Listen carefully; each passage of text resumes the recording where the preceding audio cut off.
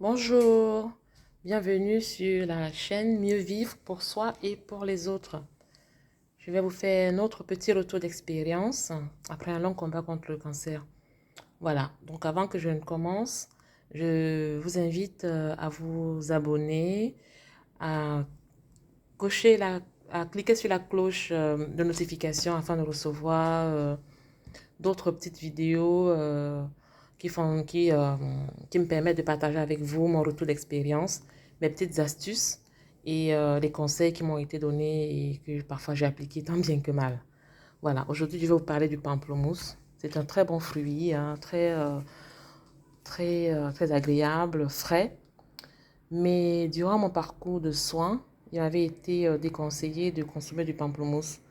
Voilà, donc moi j'ai fait confiance à mon équipe médicale et je me suis vraiment éloignée de ce fruit qui pourtant était l'un de mes fruits préférés quand j'étais beaucoup plus jeune. Donc voilà, quand il est coupé, le pamplemousse, il ressemble à ça. Ici, j'ai le pamplemousse rose, mais il existe plusieurs variétés, dont la variété qui est blanche à l'intérieur. Donc au lieu du rouge, au rose, c'est du blanc. Voilà, le pamplemousse, c'est une agrume, hein, vous connaissez. Pour ceux qui me regardent depuis l'Afrique, je sais que nous sommes habitués au traitement traditionnel, hein, au traitement à base de plantes, au traitement à base d'ingrédients naturels.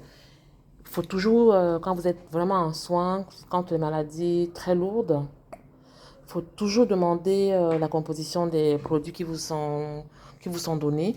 Et si dans la liste des ingrédients figure le pamplemousse, très sincèrement, je vous conseille de vous en éloigner, de ne pas du tout consommer. Parce que d'après les chercheurs des grandes universités à travers le monde, ils ont établi que le pamplemousse avait la capacité ou l'inconvénient, si on veut dire, de neutraliser, voire d'anéantir complètement les traitements. Donc, vous vous soignez contre une maladie grave.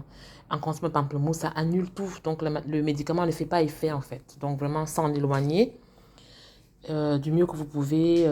Voilà, moi, je m'en suis éloignée. J'ai acheté pour vous montrer, pour vous faire ce petit retour d'expérience et vous inviter de ne pas consommer le pamplemousse quand vous vous soignez et plus encore quand c'est une maladie grave.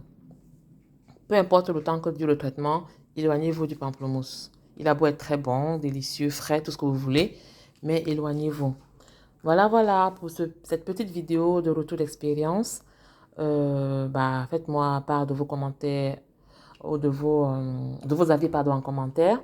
N'hésitez pas à partager afin que ceux qui traversent des moments difficiles puissent voir que certains sont passés par là, beaucoup sont passés par là, avec plus ou moins de succès, c'est vrai, mais quand même, l'espoir fait vivre. Donc, gardez le moral, gardez la tête haute, armez-vous de courage, avancez du mieux que vous pouvez avec ce que vous avez en vous éloignant bien sûr du pamplemousse, du sel, des cubes bouillons, éloignez-vous au maximum. Voilà, progressivement, hein, c'est pas d'un coup un sec et ça y est, c'est fini. Non, c'est tout doucement, je m'en éloigne en réduisant les quantités. C'est beaucoup mieux comme ça. Voilà, j'ai dit de, de partager le retour d'expérience, ne pas hésiter à interagir en commentaire et ceux qui me connaissent, de me contacter sur mes différentes plateformes et ceux qui ont WhatsApp, de m'écrire sur WhatsApp afin que je puisse leur donner d'autres conseils plus détaillés et en privé. Voilà, le pamplemousse, c'est fait. Je vous ai déjà fait une autre vidéo sur le sel, sur le curcuma aussi. Voilà. Merci. À bientôt.